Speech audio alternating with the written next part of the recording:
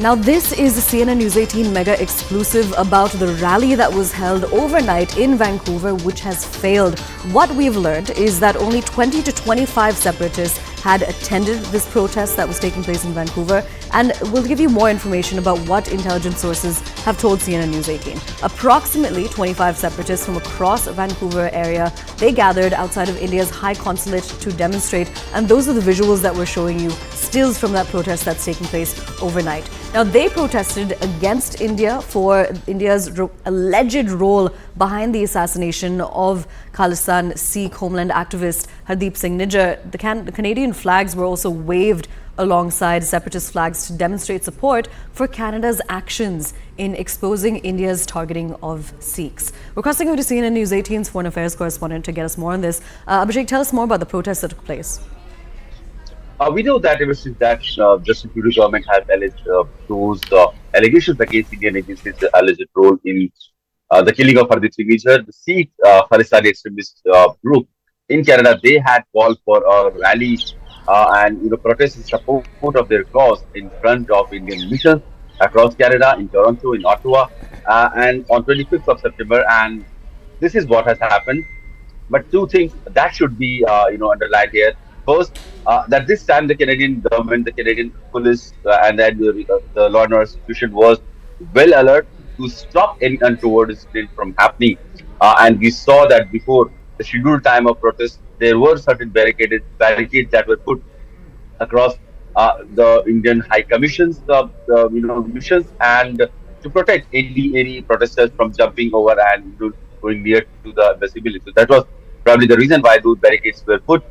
There were police presence also, and the second thing is that the kind of support system that these Khalistani violent groups have claimed in Canada, that was largely missing, because we saw a handful of protesters, a few dozen here and maybe a couple of more dozen there. These are not the real numbers that these Khalistani extremist ideologues have been, presenting presenting in terms of their support.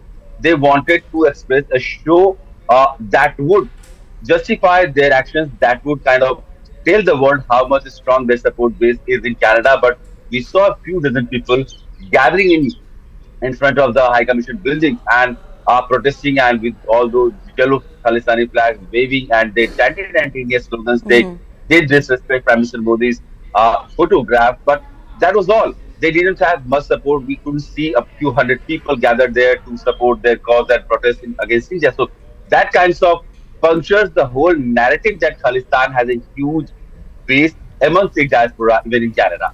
Absolutely. Abhishek, also beyond this, we also understand that there's going to be another protest which is slated for today. Is it going to be in the same location?